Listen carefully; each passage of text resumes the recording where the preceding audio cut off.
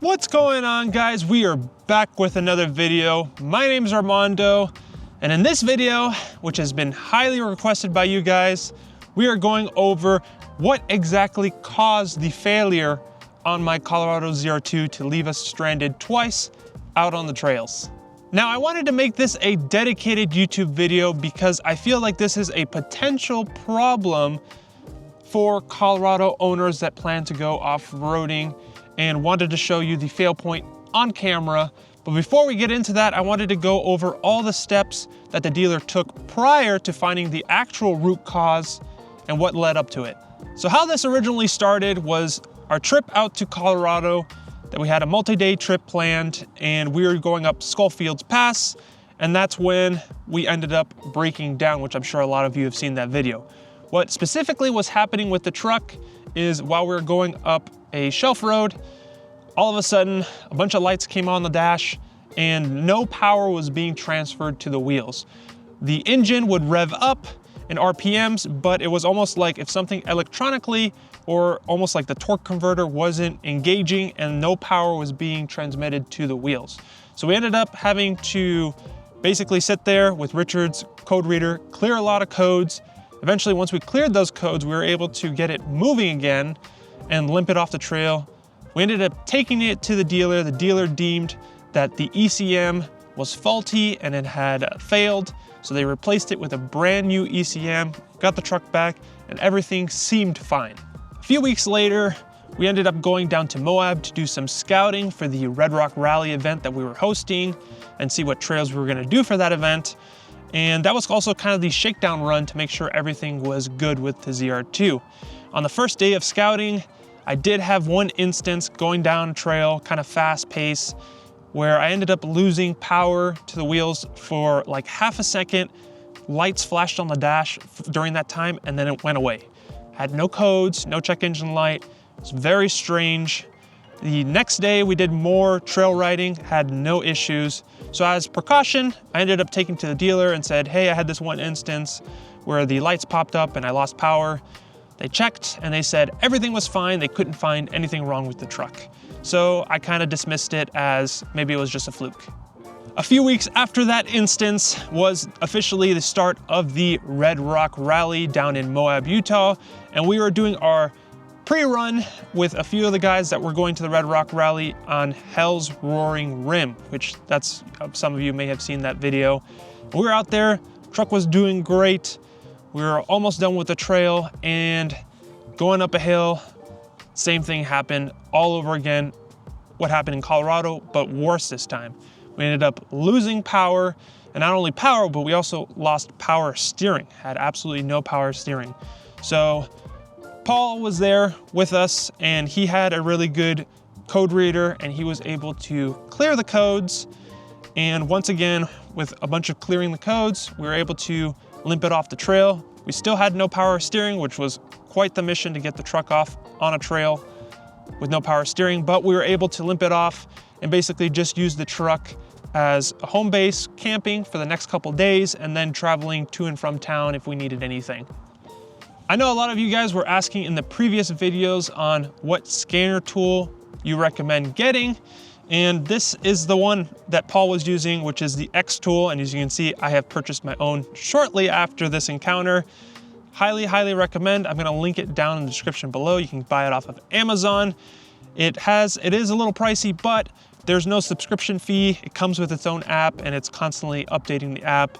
Another really cool feature, especially for the Colorados, I just recently changed my brakes, so brake pads and rotors, and for the rear brakes, since they're electronic parking brakes, in order to change out the pads, you have to put the electronic parking brake into service mode, and this scanner tool can put it into service mode, so it's really cool. So really handy tool, highly recommend. I'll link it down in the description below for those who are interested. So the next couple of days were obviously the Red Rock Rally event, and what we were doing is we were leaving the truck at the campsite we were at and just using it as a camping base.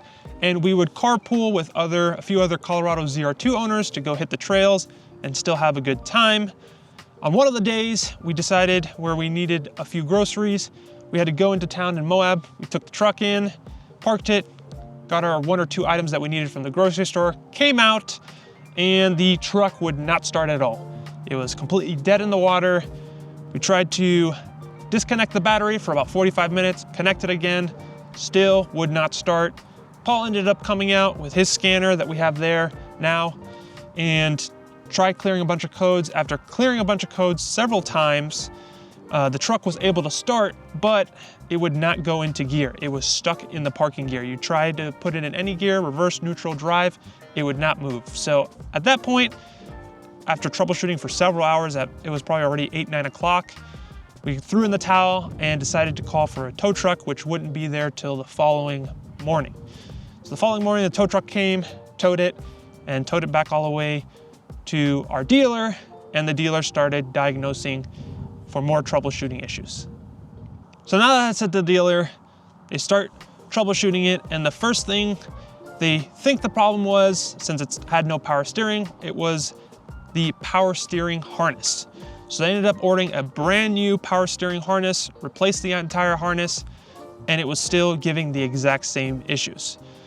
3 weeks later at the dealer of them trying to diagnose it and figure out what was wrong with it, they finally found the root cause, and that was a chafed wire harness.